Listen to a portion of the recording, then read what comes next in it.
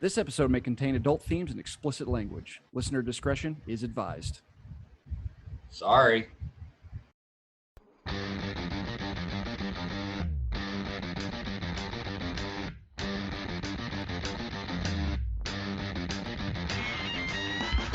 What's the trick in making my love stick? What's the trick? Hello, and welcome to the Film Critic and the Common Man podcast. Other film podcasts might help someone choking, but we just sit quietly on the other side of the hot tub. Every episode, we discuss a film from the perspective of a film critic and the perspective of a common man. We may not agree, but it certainly won't be boring, especially today. I am your co-host, Ben Miller. I write about films for my own site, Ice Cream for Freaks, and I'm a member of the North Texas Film Critics Association, as well as the International Film Society Critics. You can hear me guest on other pods as the David Thewlis of podcasting. I'm joined by my brother, who is not a border collie, and common man co-host Jake Miller. How you doing, buddy? Fuck you. So this is the first time we've ever had one of these type of films where it's like a very critical darling, a critical movie that the general people really haven't seen. And I got Jake to watch it, and he has not been enjoying himself. Not a common man movie. The film in question is The Lobster from 2016, directed by Yorgos Lanthimos, written by Yorgos Lanthimos and Ep07, starring Colin Farrell and Rachel Weisz, co-starring Lea Seydoux, Olivia Colman, Ben Whishaw, John C. Reilly, Ariane Labed, Angeliki Papaulia, and Jessica Barden. A lot of other small people pops in. Yeah, a lot of a very international cast, but regardless, it opened in at the Cannes Film Festival on May 15th, 2015, and opened in the U.S. On May 13th,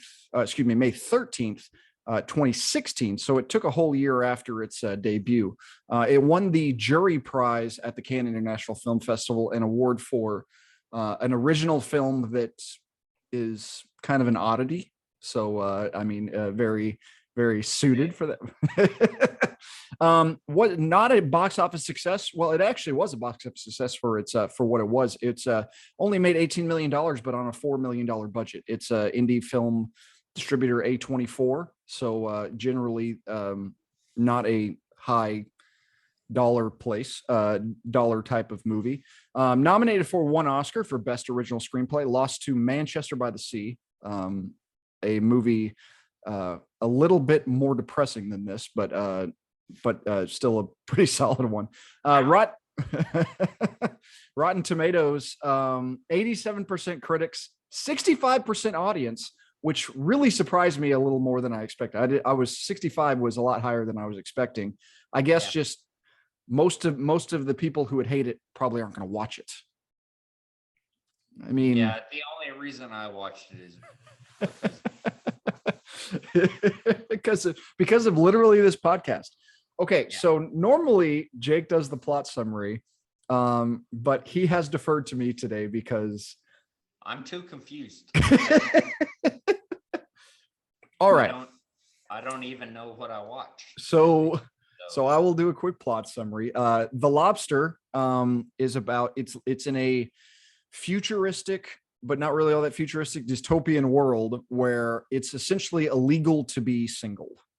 You have to be in a couple essentially in order to continue on your daily life. So Colin Farrell plays David, one of the people who are at this hotel. Whenever you are single, you have to go to this hotel and you have 45 days to meet your potential new partner, and then you can go off into the world. If you do not meet your partner in the 45 days, you are changed into an animal of your choosing, which is why the world is filled with dogs. He wants to be a lobster. And there are some other characters. There's a guy with a limp who is there because his wife died very recently in a week. Like I think he said on his second day, his wife died 6 days before. So there's not really much reason. Like there's not time for them to go and, you get to grieve and then you have to go. No, you immediately have to go. There's John C. Riley's there. He has a lisp. There's a lady who's really cruel. Colin Farrell has his brother with him, who's a dog, who was there, didn't work out. He got a dog. And then everybody is essentially has a single defining characteristic, which allows them to be paired up. Colin Farrell's is that he's short-sighted. As I said, the lisp. The lady has nice hair. This one lady has a nice smile. This one girl has frequent nosebleeds. They all have defining characteristics, and essentially they're looking up for something like that. So Colin Farrell is there. It's not really going great.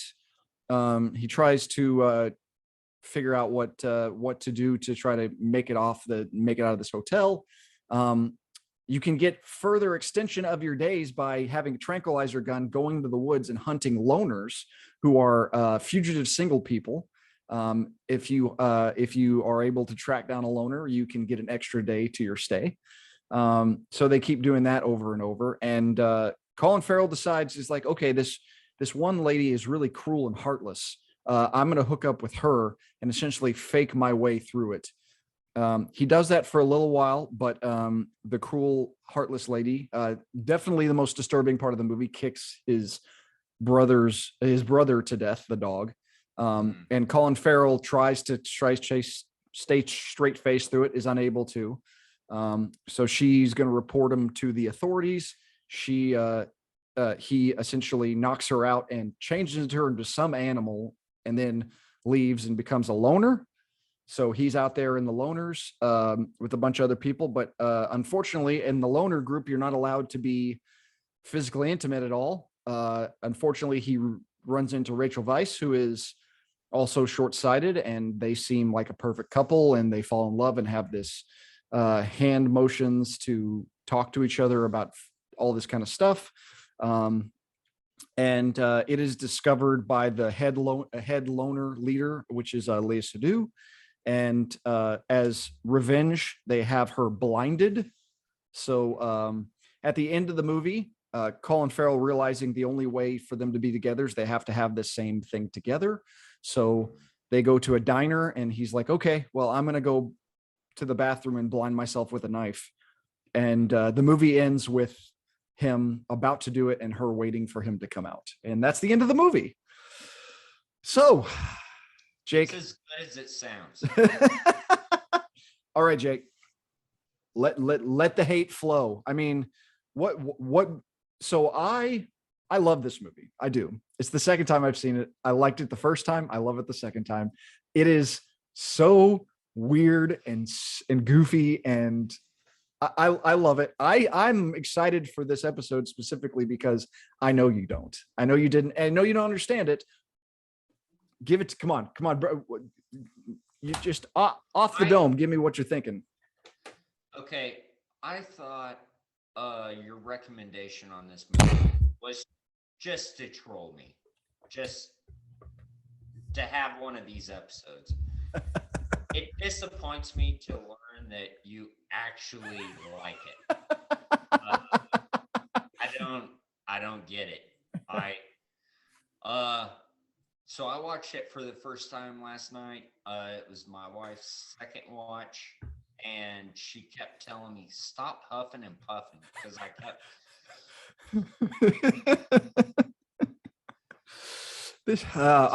I get it.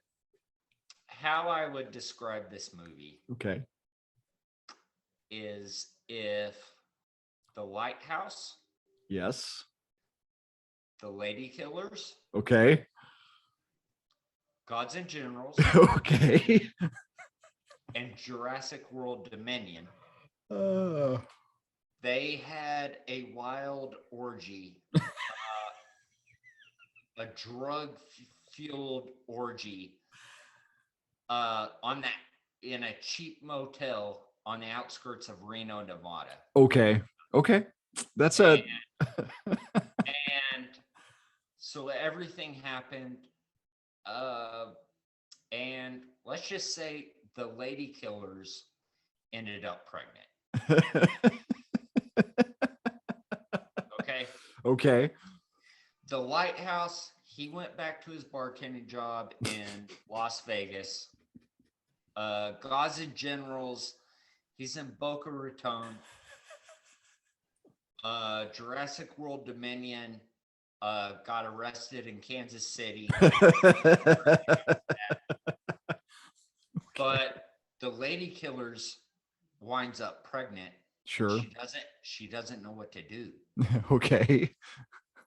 And because all these guys obviously have scattered. Sure. And during this time, she continues her heavy drug use and alcohol abuse.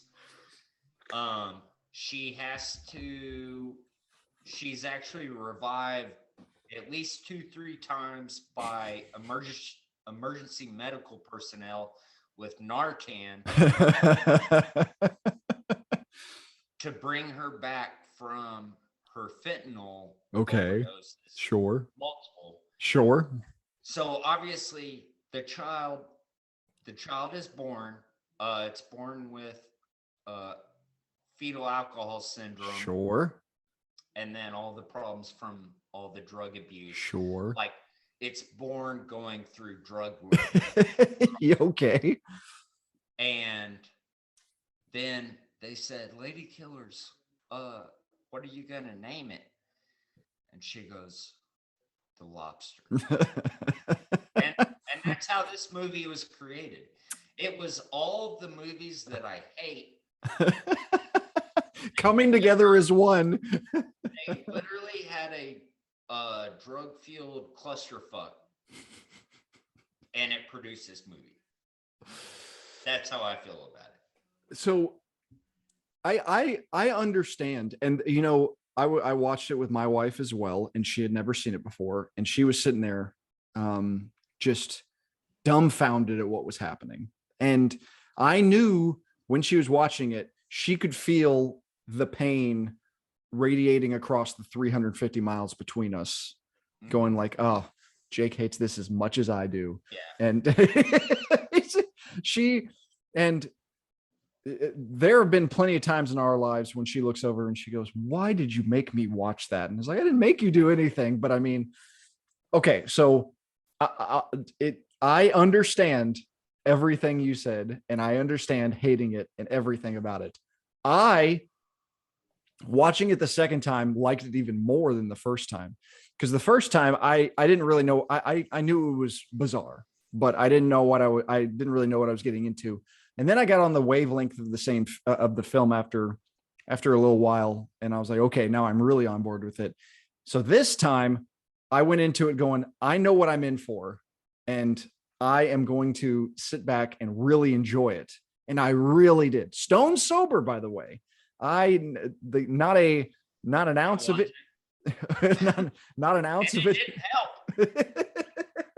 What I mean, I got into it. I'm like, okay, this is not. It's ridiculous. It's satire. It's absurdity. It's surreal. All of that. And once I got into that mindset, and you know, like the first 2 minutes is this lady driving and shoots a donkey in the head. Like immediately hilarious. Never explained. Yeah. Why did that happen? Well, I assume it was somebody she knew. Something. I mean, you feel better about killing an animal than you do killing a human. I don't know. I mean, so I mean, there's that. The other donkey, it kind of just kind of like, oh, yeah, it kind of came over. I was like, get out of there, donkey. I found it way funnier this time. I thought it would, like, the absurdity of shooting a donkey in the head.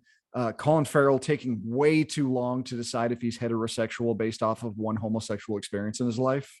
I mean, he really thought about it before he. Yeah. I think someone asks you, are you heterosexual or homosexual? And you bring up bisexual, and then you have to think for a long time. He really put some effort and time into thinking about it. And I mean, you have, Bisexual, son. you have that, you have sexual stimulations by the maids, the John C. Reilly's masturbatory pain, he had to have his hand burned in a toaster, the little skits of man eats alone or man eats with a woman, all the little things. I was on the wavelength and I loved it. So weird as fuck. Okay. Like normally I'm like, yes, a sex scene. None of the sex scenes in here, I was like, I mean, they didn't even provide like no titillation. No, I was just like, this is just making it worse. It's just weird. Yes, exactly. And they do it's everything is intentional. It's obviously not like there's always some, okay. So on the if I jack off, I have to stick my hand in a toaster. Apparently in this world, this is and they have to go into the real world to get supplies at one point when they're loners, and there's a woman who's being checked by cops for dirt under her fingernails and on her shoes, because if they're a loner and they're posing, and cops almost find Colin Farrell and be like, oh, you're not with anybody, and then Rachel Weisz shows back up. So okay. Oh yeah. So is that play the darkest of devil's advocate? Give me something in there you did like, or did laugh at, or did like, okay, I understand what they're going for. Is there anything in there that pops out? I mean, I really love the idea of a guy smashing his face in order to be like, oh, I bleed through the nose, so I'm going to be with this woman. And I mean, I love my wife. I've been with her for more of my life than not. Yeah. But yeah, I ain't poking out my eyes, snapping my nose, none of that shit. But now probably my favorite part, which got me maybe the closest to laughing. I'm not saying laughing. Okay. But I like when Colin Farrell kicks a little girl. Yes. So he's posing as the partner to the cruel woman. And so he's on the couple's side, and the man with the limp and the nosebleed girl, they're given a child to make their arguing go away. I mean, of course. Anchor baby. Essentially, and almost exactly that. And so the little girl comes over and she's like, can I give you a kiss? And he's like, I can't believe I would want a little kiss from a little ugly thing like you, and kicks her in the shin and walks away heartlessly. It was pretty great. Well, I have previously worked for a school district, and not directly in education. But I've been in schools before and seen behavior from kids where you're like, I would love to kick this kid in the shin. I would love to kick the crap out of this kid. Just kick the Christ out of it. I get it. And there's a lot about this film that I understand is unreachable. Everything about this, for some reason, everything that's happening, there's nobody in the world of this movie that's going, what in the hell are we doing this for? Or, hey, this is stupid. This is strange. Everybody's on board. Everybody, there's no winking at the camera. Everybody is like, this is the rules. This is accepted. Okay, no big deal. This is what it is. Yeah, and I think I mentioned that to Alex at one point. I was like, why doesn't everyone just go, this is fucked up, right? Like, yeah, nobody does that. No, everybody's on board. Like, but I mean, there's plenty of historic examples of people just going along to get along. Yep. And getting involved in fucked up shit. Yep. I mean, Branch Davidians, Jonestown, Nazi Germany. Yep. The list goes on and on. I mean, this is a extremely skewed example of satire. Would probably be a good example of this, the satirical aspect of how much importance we put on coupling and in general. And there's not really, it's either one or the other. You have to be with somebody or you can't be with anybody. That's essentially what this world gives. There's no in between. Right. You can't be happily single. You're either by yourself, no sexual contact, or with somebody else, and that's it. So it's a different type of world. Yorgos Lanthimos, the director, has doesn't have a whole lot of English films under his belt, but he had well, he broke through with a film called Dogtooth back in the early 2010s. Got a Oscar nominated for best foreign film, and then this was his first English language movie. And then he made another movie with Colin Farrell and Nicole Kidman called Killing of Sacred Deer, also really weird, much more darker, less comedy. And then he made his most popular film was a film called The Favorite, historical kind of fiction-y kind of about a Victorian queen and his ladies in waiting, also starring Rachel Weisz. Had Olivia Colman in it as well. So I mean, this is the first time he had a chance to get in front of American audiences, and American audiences are like, okay, is this what it is? And you see Killing a Sacred Deer and you're like, okay, well, it's still weird. And he's got another movie coming out next year with Emma Stone. It's going to be weird too. So you just go into it knowing that it is what it is. Okay. So I know kind of your beginning feelings of Rachel Weisz as an actor. Kind of, The Mummy is kind of where it all started. That's where I always remember it from. And then working its way up, she's been in 1,000 things. Enemy at the Gates. Enemy at the Gates. Yes. That's a international film staple. That was one that always reminds me of a time and place. So I mean, but Colin Farrell wise, like he goes so much between independent film and mainstream film. I mean, he's what's the film you think of when you think of Colin Farrell? Well, now it's always going to be this. Well, unfortunately. No, I mean, overall, I really like Colin Farrell. I mean, a great film that I really, really love that he was in is Saving Mr. Banks. Yes. He did a superb job in that. I really like him in that. And so that's kind of my, I guess, favorite film that he's been in. He's a really interesting guy. He's kind of along the same lines of Jude Law. He's so good looking. You're like, oh, he has to be a leading man. And in reality, he's better as a character actor. Like he's better in those supporting roles and stuff like that. Now, I'm going to say it. I'm sorry. Colin Farrell it's my favorite performance of his in this movie is my favorite performance of his. Really? I love it. I mean, I'm sorry, but we'll get into, okay. I'm not saying his performance is bad. It's just a bad movie. Okay. So I'm going to go out of order a little bit here, just for the sake of the flow of this. So I'm going to go ahead and get into the poll for a dumbass today, because our poll for a dumbass is Colin Farrell films. Since Yorgos Lanthimos doesn't exactly have a lengthy filmography, we're going to get into the films of Colin Farrell.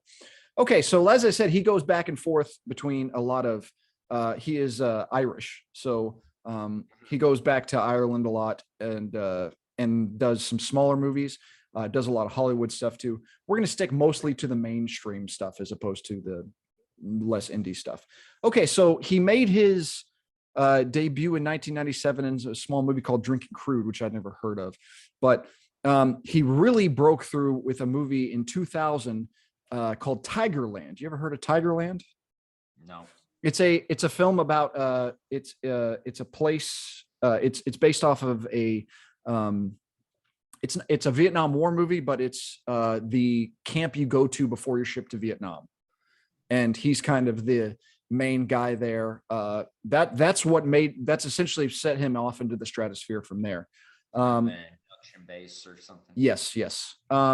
So following that, in 2001, he made a movie called American Outlaws, which was like Hollywood cowboys. He played Jesse James. Nobody saw that, including us. First one you might actually see, 2002's Hearts War. Yes, I did. I POW, watched that. POW movie with Bruce Willis. I think I've seen parts. I'm not sure I've seen the whole thing. Yeah, I was waiting for my cable to get hooked up in a new apartment when I was in college, and I went to a place called Blockbuster. I thought you were going to say And Hastings. I rented a DVD. And, Okay. Yeah. Hearts War. Okay. Yeah. So we're on the board. Same one, same year, 2002, Minority Report. Yeah. Exceptional in Minority Report. I think that's a great example of being a good character actor side piece. Yeah. Really good in Minority Report. How about Phone Booth? Nope. It's a cool little movie. It's like 78 minutes long, and he gets on the phone in a phone booth, and then Kiefer Sutherland is in a sniper's nest and threatens to shoot him, and he's on the other end of the phone and makes him do stuff. And it's like a big hostage situation, and Forrest Whitaker's there, and it's a really interesting, quick movie. Like 78 minutes, nice little efficient movie. If you ever get the chance, it's interesting. Still trying to make him a leading man. 2003's The Recruit. Yeah. Him and Al Pacino. Yeah. Not a very good movie. Not a very good movie. No. How about another 2003 Daredevil? Ben Affleck, and he's really camping it up as like the secondary villain, Bullseye. It's also not very good. I watched that with a girlfriend. 2003, same year. Man, this guy worked when he was young. 2003 SWAT. Oh God, yeah. I didn't hate it. It's not great, but I didn't hate it. It is what it is. It's not it. It's an action flick. I mean, Yeah. It's something like what was it? Where the bus has a bomb on it. Yeah, Speed. It's disposable. You're like, okay, it's fine. Yeah. Cool. Then he started going a little independent stuff, did some small things, came back in a big way. Everybody had big hopes. The dud that is 2004's Alexander, plays Alexander the Great. Nope. It is a painfully not good movie. It tries way too hard. I don't like Oliver Stone, the director of that. I don't like Oliver Stone sober. He was much better when he was on cocaine. 2005's The New World, the Pocahontas John Smith real action film. It's not exactly what you would expect from a live action Pocahontas movie. How about 2006 Miami Vice, playing Sonny Crockett? No, I've heard of it, but I never watched. It's turn your brain off. It's a little it's kind of like if Collateral and SWAT had a baby. It's not bad. It's a lot of people doing a lot of flashy, stupid things, but it's enjoyable. Right. It's got some fun parts to it. Some more independent stuff as he goes along. Did a Woody Allen movie here and there. Have you seen the cop movie Pride and Glory 2008? Yes. Pride and Glory, him and Edward Norton. I think he plays Edward Norton's brother-in-law. Something like I've never seen it. Were you a fan? No. Were you a fan? I liked it. Yeah, I mean it's a dirty cop movie. Yeah. And he's a pretty vicious character. Yeah. In it. It was good. I enjoyed it. I forget it's a thing that exists. I've seen it's around, and I've heard of the movie, but I was like, it's never really something I ever think about. No, I can look back on it with appreciation. Okay. So his closest brush with like awards, he won the Golden Globe for Best Actor in 2008 for the film In Bruges, a film I showed you. When? I think we were living together. It's him and Brendan Gleeson go to Bruges can't even think where Bruges is. Belgium. Yes, Belgium. So they go to Bruges, Belgium after a botched hit, and they're kind of hanging out there, and then Ray Fiennes shows up as his boss. I remember watching it with you and you enjoying it. We might have to redo that one. Okay. That's a good one. I really enjoy it. If I didn't think this was his best performance, I think that is. He's really, really good in it. Okay. Looking at his filmography, this guy just doesn't take breaks. He's a workaholic. Another supporting role, 2009's Crazy Heart, with Jeff Bridges as a country singer. So Colin Farrell also plays a country singer, and you thinking why would he ever play a country singer?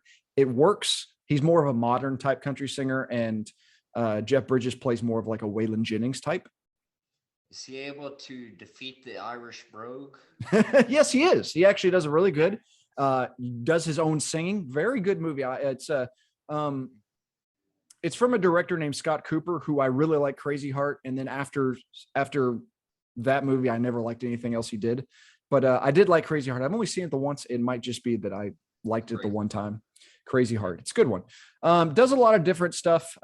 Filled in for Heath Ledger after he died on a film. A smaller movie. Did a couple foreign films. How about 2011's Horrible Bosses? Yes. Having a blast in that film. Just Hilarious. having hilarious. Yes. Probably maybe the best part of that movie. Yeah.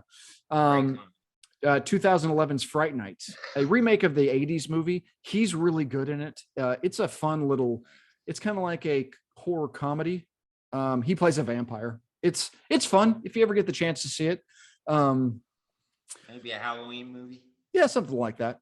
2012's Total Recall, the remake of that one. No, I haven't seen that one either. I don't ever plan to. nah. Does a lot of other stuff. 2013, Saving Mr. Banks. Love it. Playing Travers Robert Goff. Who is that, by the way? Who does he play? He plays the father to the writer of Yes. Mary Poppins. Her entire thing is the Mr. Banks and Mary Poppins is too cruel compared to the real father. That's okay. And just briefly. Yeah, go ahead. Something I love about his performance in that is he's able to be such a conflicted character where he's extremely flawed. He's got a severe drinking problem, but at the same time, he's a very good father and beloved by his daughter. Yeah. Who goes on to write a story, Mary Poppins, which kind of glorifies the father figure, and then Walt Disney's interpretation of it skews it. So she's very conflicted over her feelings about her father. I really love it. I love we're gonna do Saving Mr. Banks one of these days. So I mean, oh, absolutely. So does a couple small things. So there's a movie from 2014, a notorious bomb called Winter's Tale. It's supposedly one of the worst movies ever. I've never seen it. I've heard it's ridiculous. But then in 2015, it does The Lobster. 2016, Fantastic Beasts and Where to Find Them. He was the bad guy in the original one, actually. I never saw it. I'm not really much of a Harry Potter person. Not that I'm against it. Just like, I just didn't really care. 2017, reteams with Yorgos Lanthimos for Killing of Sacred Deer, which you haven't seen. How about Roman J. Israel Esquire in 2017? The one with Denzel Washington as the lawyer with autism. That's a really interesting movie. So Denzel Washington was Oscar nominated for it. He Colin Farrell kind of plays the more straight-laced attorney. He's kind of really not much to do in it, but he's good in it. The next year, 2018, Widows. Viola Davis teaming up with a bunch of ladies whose gangster husbands were all killed. No, it's pretty good. It's a lot deep stuff to that. He plays a politician. His He's pretty good in that one too. 2019's The Gentleman. It's a Guy Ritchie movie with Matthew McConaughey. One of the favorites of my wife. Matthew McConaughey, despite living in England, is still Matthew McConaughey, a weed gangster. I was worried whenever I first saw it. I'm like, oh no, The Gentleman. Colin Farrell is again much like other movies where he's in, is much like Horrible Bosses. He plays a really outlandish character, and he's a lot of fun in that movie. And then some other small stuff during the pandemic. A couple independent things. A thing I saw at Sundance. How about 2022? The Batman.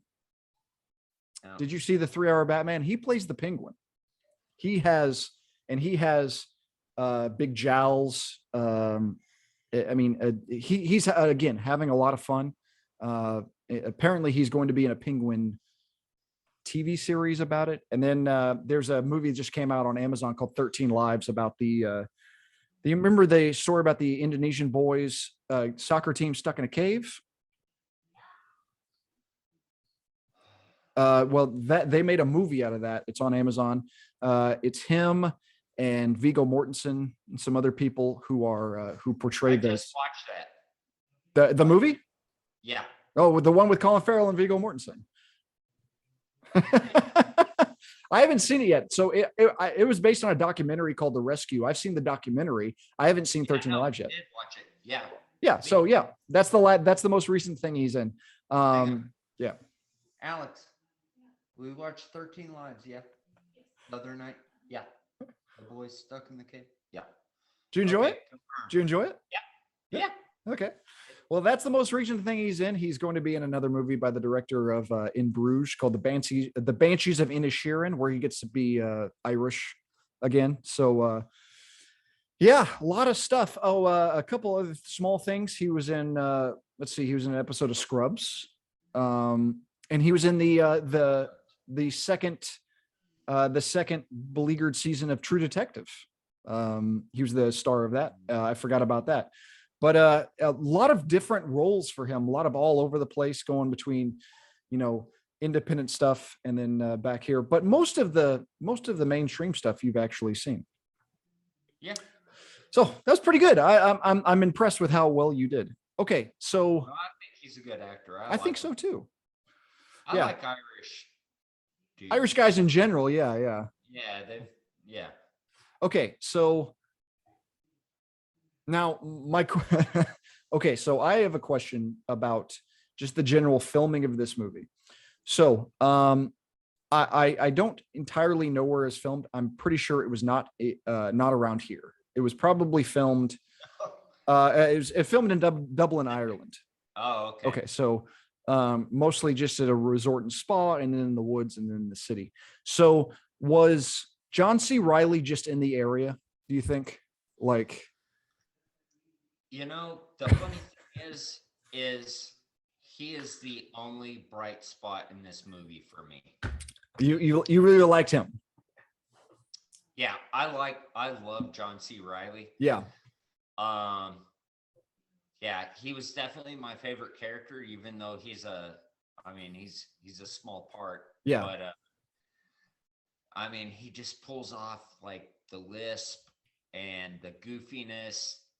Seems like a guy who would be single, stuck in a hotel for 45 days. Yeah. Yeah. Someone I'd want to be friends with. The only American among the group. So Colin Farrell is Irish, Rachel Weisz is English, Léa Seydoux is French, a lot of some Greek, some French. Ben Whishaw, the limping man, is also English. John C. Reilly, for some reason, is just an American guy in the midst of them all. Right. Everybody else just kind of goes along with it. Okay, so yeah. Okay, stuck over there or something. Okay, so I have a question. So let's say this is the real world and not the world of the Lobster. So you have the choices of women in the hotel. What's your go-to choice? Is it the fair-haired lady, or the pretty-haired lady, or is it the nosebleed woman? I mean, or do you gravitate to the crazy cruel lady? The options are limited. Yeah, not a lot. Man, I'm just gonna go homo and go with John C. He'd be a lot of fun. I agree. I get it. So I feel like he was I could be most compatible. I would take care of his hand. Yeah, after it gets burned in the toaster. I agree. Yeah. Yeah. So I know you don't like this movie, but is this the weirdest movie you've ever seen? As far as just strange things you're watching, or does anything else pop to mind? I think The Lighthouse might take the cake. Okay. Yeah. Yeah. It's just one of those movies where I just, what the fuck is this? You just can't get on the same wavelength. No. Okay. Yeah, just can't. No, I mean the Lighthouse was real weird. Yeah. I'm trying to think of anything. I get how it's not as it's hard to connect to something like that. I would say this is more understandable than The Lighthouse. I think The Lighthouse is much more detached. I had seen, I've seen some very odd films, but mostly just because I'm like, why did this the decision they made, and why did they do this, as opposed to just like, it's strange for strange sakes. Yeah, I mean, I kind of sit there thinking like, who paid for this? It was like, yeah, I'll cut you a check for that. Well, it like I said, it only cost $4 million to make. Mostly because I think the reason it was, I have a feeling a lot of it had to do with like, okay, this is an independent movie. We're going to get a couple people in here, not overcharge for the casting. And essentially just go into the woods, it's not like they had to make a bunch of sets or anything like that. Maybe pay for the animals. That was my favorite thing about this film. One of the things is whenever, especially when they're in the woods, random animals in the background go by. There's a dromedary camel that goes by. there's a peacock. Yes. There's pheasants. There's the horse, the one girl with the fair hair who turned into a horse. She walks by at one point. Yeah. Yeah, we were watching it at one point, and I said, that's a dromedary camel. It's not even on this side of the planet. No, that's native to like Mongolia and China and shit. Oh, like, I do love the idea of somebody's like, what animal are you going to be? It's like dromedary camel, baby. That's what I want. I love that double hunt. Give me that double hunt. Okay, so yeah, I know. There was a lot of scenes where I was like, what the fuck was that? And I even like had to turn and go, did I just see did you see a camel? It's like they're sitting next to a pheasant. Like, yeah. It was like, okay. I saw that, right? Okay. And that's the fun part about the beginning of the movie, is like, it's a donkey. And you look back, it's like, who picks a donkey? Okay, so this is the go-to. So I don't want to step on any of your hot box questions, but for you personally, if you live in this world, it's filled with dogs because everybody wants to be a dog. Thinking about all the things you would want to think about, what's the animal you choose? I would choose a bat. Okay. Because they're almost completely blind. And that way I wouldn't have to watch this movie.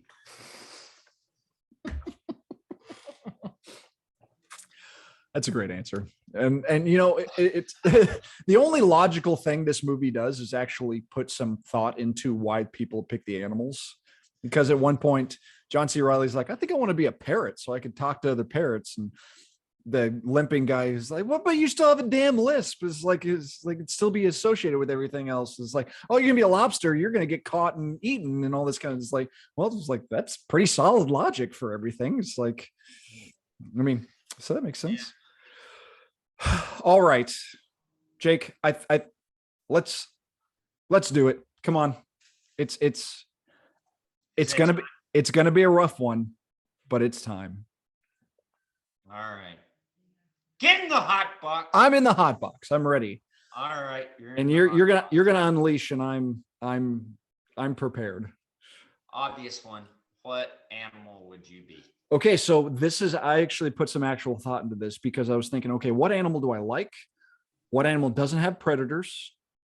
What animal is and what suits my style? It's a rhino, because a rhinoceros, you're either in the wild and probably protected federally, or you're in a zoo.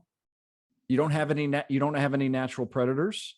Right. You're very But you admired. don't have to be predatory. You don't have to be predatory. You have no predators. You sleep 90% of the day. I see no downside. Yeah. Yeah. That's so the rhino is my choice. Elephant was too, but I mean, I just would say hippo would be solid. hippo will also be solid. Yeah, and I mean, if you're a hippo, the plus of the hippo is you don't have to worry about poachers. Like nobody's going to kill hippos because they need their, tusk or anything like that. So, I mean, that's the big plus of that side. Yeah. So, Yeah. Less ivory. Yeah. Less ivory. Yeah. All right.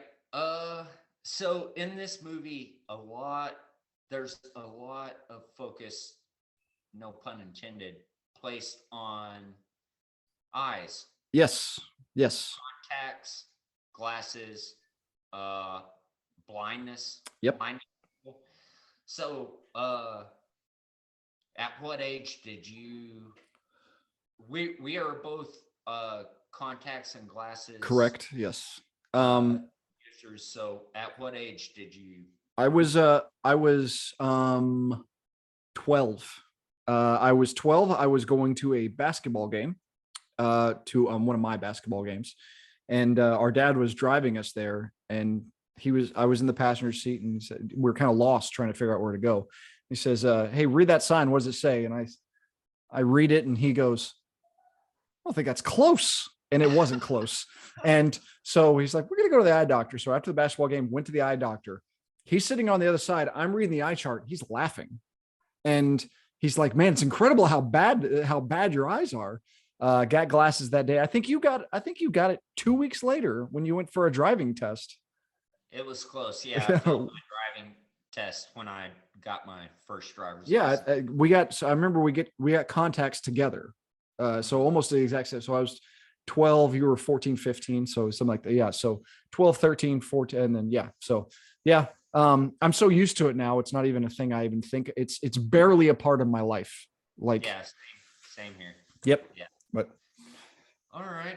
Now that being said, I cannot imagine wearing contacts being out in the woods all day long. No, that would be a problem. It'd be just absolutely terrible. But yeah. Well, it's funny. I listened to a podcast the other day about a guy that got kidnapped by Somali pirates, and he had glasses. Okay. And needed them. Sure. And yeah, he gets beat up initially. His glasses break, and he goes through 2 years of captivity, not being able to see. Sheesh. And I was like, man, you don't know how bad that is until you're someone with correct. It's like the Christmas Story where you're like, that's the worst thing that can happen is you bust your glasses or something. Okay, so I'm this package of gum. If I didn't have glasses on, I can probably see that there. That's how bad. Like ours are both pretty equally bad. And if there's no driving, there's no sports, no activity, no nothing like that. If I don't have some sort of corrective lenses on, so 2 years without that. I wonder if after a while you just like, man, just get used to it. I guess. Ugh. But, I guess when you're a hostage of Somali pirates, you have other things on your mind. It's bad. So I get it. All right. So this movie specifically deals with breakups. So the movie basically besides the donkey murder. Yes. Starts out explaining that Colin Farrell got broke up with. Yes. His wife left him for another man. Yes. And so, I mean, that's talked about quite a bit, is people getting broke up with. Yes. So, sorry, but what's your worst breakup? So I haven't had a whole lot of breakups in my life, but I'm gonna have to go with my physical. I was married previous, and I found out we broke up, and it's funny because it's not like okay, this is that and that's that. It was actually more of like a 6-week ordeal, and more realistically, the realistic aspect of it is, okay, well, this is starting, we're separating, and then okay, I'm going to try to get back, and working really hard, and then after about, I think it was 4 or 5 weeks, I was like, okay, well, this is not going anywhere, then I can finally move on. So yeah, I'm gonna have to go with that one.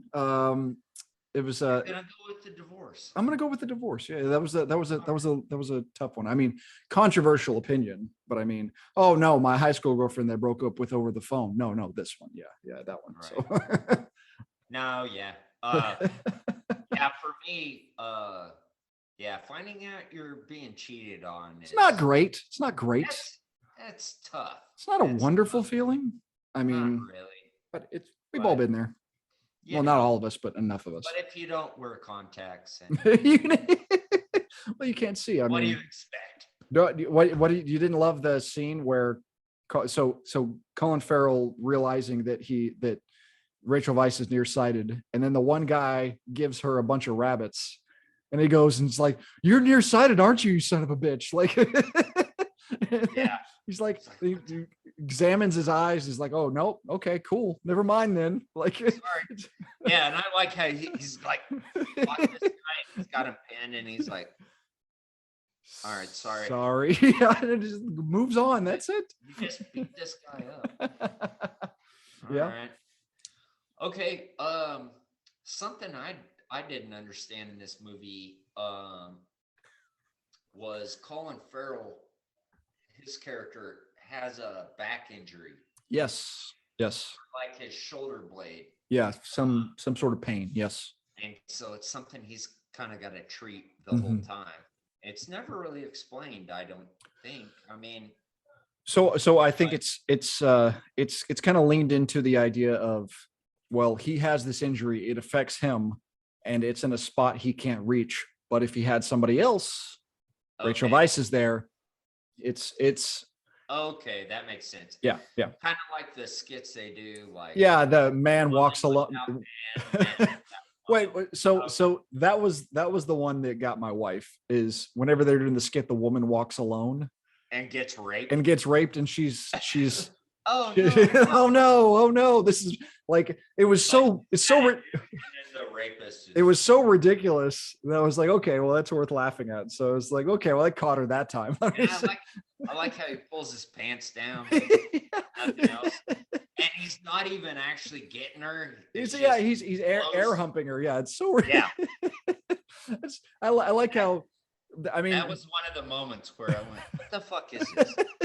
Absolutely. And then as soon as they're done, it's like, walks alone, not raped. It's wonderful. Sorry. Anyway, so yes, so not rape, but so the back injury. Oh yeah. So all right, obviously he deals with that injury. What's the worst injury you've ever had? Okay, so I have thrown my back out. I threw my back out when I was 19. I don't necessarily knew what I did. I was working at a movie theater, ironically, and you had to the way, at least movie theaters now, they're all digital, but back then, back in the early 2000s, they were all film. And a general film, let's say a 2-hour film, is six reels. And whenever they're put together in a circle and reel out, they get very, very large. They're probably 4 feet across. 3 to 4 feet across, and you have to carry them very carefully if you're just one person, and you carry them. They're really like a tire rim. Yeah, absolutely. Bigger than that, a large, very large tire rim. Yeah. So, like a semi truck. Yes.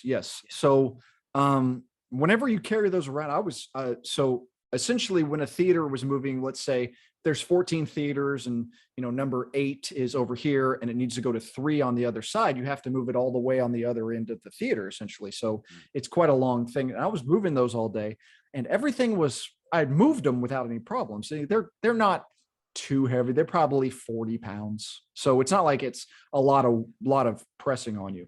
So they would have platters. So one would start at the top, it would be all there, and then it would go through the machine and then spool up in the middle. And then in the middle, same thing, it'd be finished and you spool it up in the bottom. So you could move it to different spots. And so I remember I had moved all those and I was feeling fine. And I bent down to the bottom platter, which was about knee level. And I bent down, and just caught me. It only takes a second. It only takes a second. And I mean, I just went, and it was such a blinding pain. Yeah. And I was like, okay, well, my shift was almost done. I went home. I wasn't feeling great. Mm-hmm. Went to bed. I woke up the next morning. I couldn't get out of bed. Yeah. I was going to college. I missed 3 classes because it took me 45 minutes to get out of bed. And it went away on its own. I didn't have surgery or anything like that. But I mean, that was, and it never came back up again. It was a blinding, terrible pain, but that was that. Yeah. That's the go-to. Of course, I've never, no major injuries, even when I broke my foot when I was younger, but I mean, that's the thing that I always think about. Yeah. Yeah. Back Back things. Ugh. So our story about whenever we flew overseas to the Frankfurt airport, the reason we went by ourselves is because our mom threw her back out. Yeah. And even being unaffected by it, you just look and you're like, man, that looks so unpleasant. This is bad. This is bad. I remember it took her 30 minutes to walk to the car. It was, it's back things in general. Yeah, I threw out my back real bad. Well, I've done it a few times, but the worst when I moved down south to go to school, mm-hmm. and threw it out moving in. Mm. And I remember I went to the grocery store just to pick up some basics, and I was pulling into the parking lot and I sneezed. And I just put it in park and I literally cried. Sure. It's such blinding pain. I literally sat there and cried. Like it, that's gotta be, it's terrible. Back pain in general is just one of those things that it's like you wouldn't wish on your worst enemy. It's terrible. Yeah, I've broke my hand 3 times. I've had my nose broke a couple times. I've gotten stitches and all that. And still better than getting your back messed up. Yeah. All right. I'm gonna switch it up a little bit. Okay, I got you. How familiar are you with The Most Dangerous Game? Fairly familiar. Yeah. They made a couple movies about it. I know more about the general idea of the story. Obviously, hunting men is the general idea. Yes. Yeah.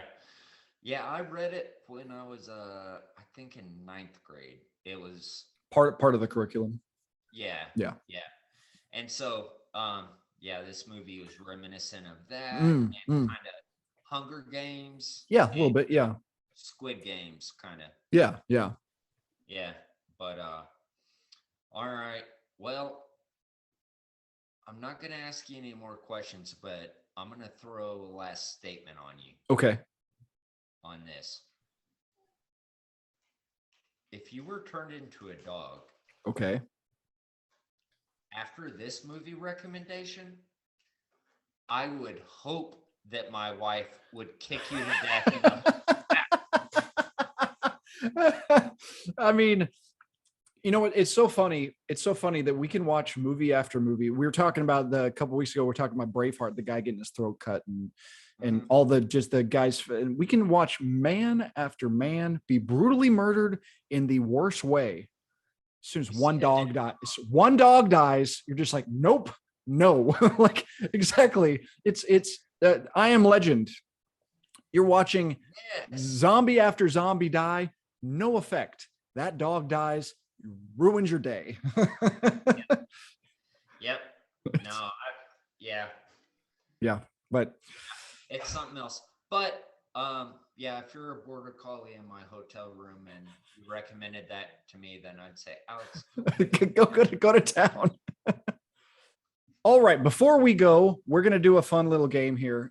Near the end of the film, when Rachel Weisz has been blinded, she still trying to interact with Colin Farrell, who's not really having the fun time.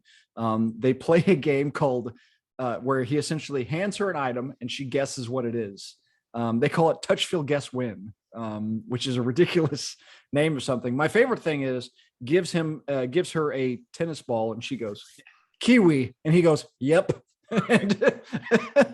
So what are we going to do? We're going to play Touch, Feel, Guess, Win.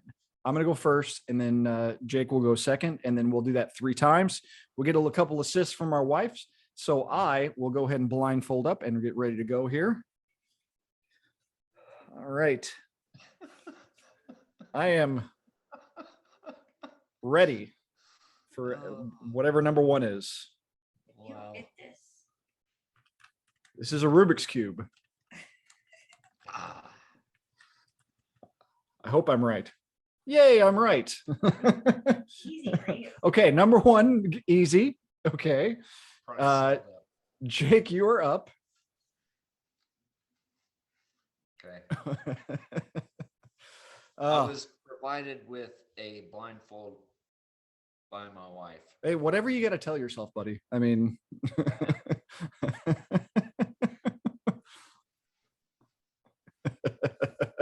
all right. Ready for number 1.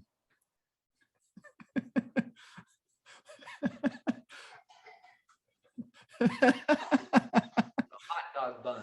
Okay, that's correct. Oh, this is so stupid. All right, we're both 1 for 1. Back to me, number 2.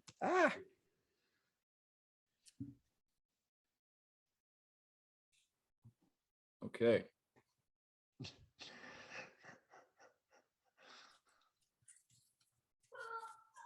Ooh.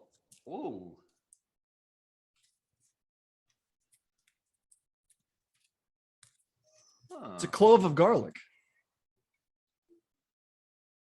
Yeah. Nice.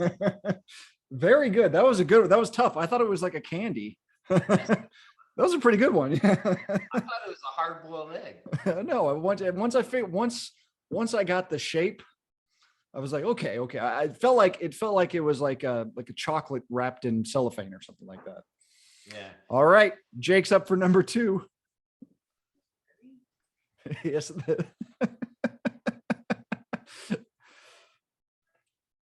Huh.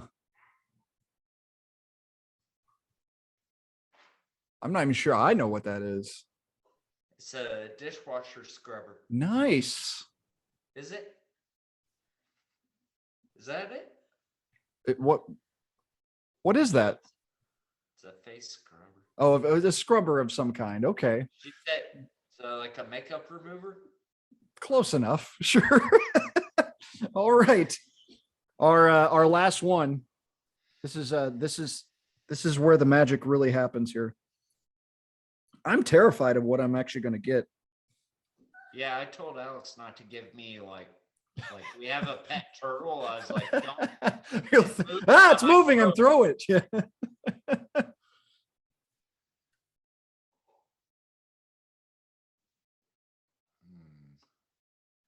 Oh. Is it a pool ball? Yeah. Nice. I'm disappointed I didn't take a shot at the number. I was actually going to think it was a cue ball, but yeah. pretty good. Nice choices. Very nice choices. Wonderful assists from our wives. Okay. Third and final one. Last one.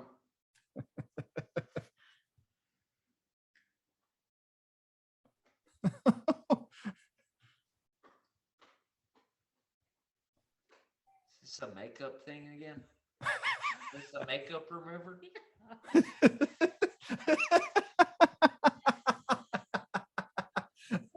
Jake, how do you not know these things? Come on.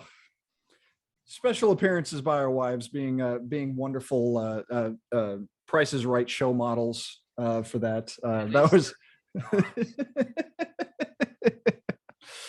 so well that unfortunately as wonderful as this has been, that just about does it for this episode of the Film Critic and the Common Man.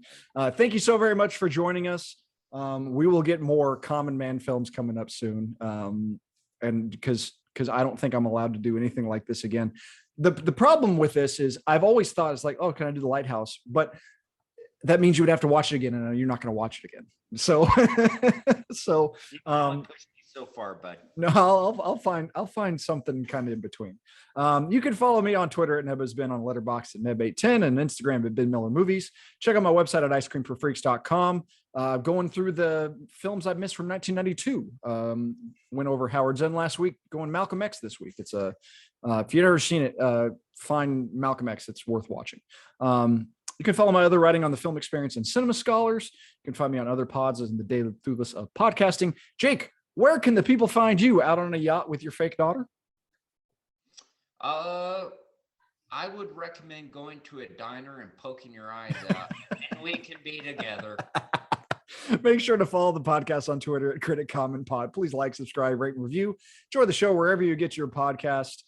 We will try to catch you next time, though it will not be as fun. Thanks so much for joining us, everybody. What's the trick? What's the trick? In making my love stick. What's the trick?